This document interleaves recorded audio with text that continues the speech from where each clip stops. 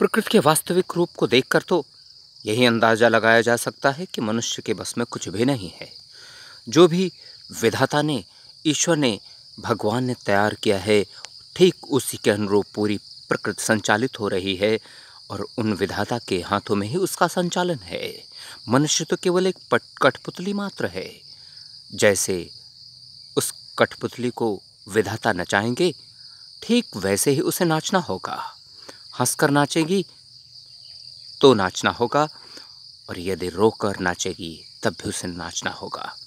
तो इससे अच्छा है कि विधाता के बनाए हुए सिद्धांतों को, प्रकृति के नियमों को सहर्ष मान लिया जाए, उनसे टकराने के बजाय उनके साथ हो लिया जाए, उसको विध्वंस की राह पर धकेलने के बजाय उसे संजोने का प्रयास किया जाए, प्रकृति को संभालने का प्रयास किया जाए, उसकी देखरेख की जाए। इसी में कल्याण निहित है।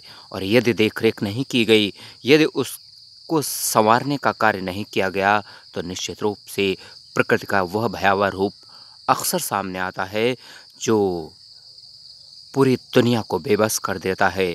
यही क्षण है जब ईश्वर इस बात को आभास कराना चाहते हैं कि मनुष्य के हाथ में कुछ भी नहीं है, वह तो एक कठपुतली मात्र है।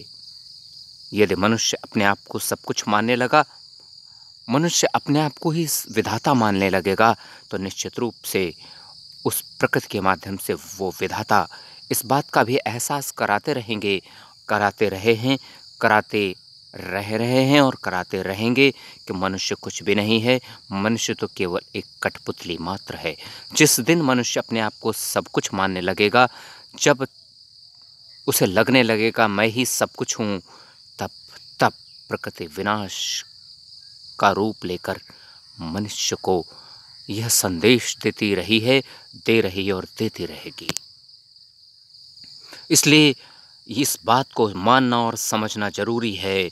इस बात को अपने हृदय में अंकित कर लेना जरूरी है, अपने हृदय में संजो कर रख लेना जरूरी है कि मानव या कोई भी जीव कुछ भी अस्तित्व नहीं रखता।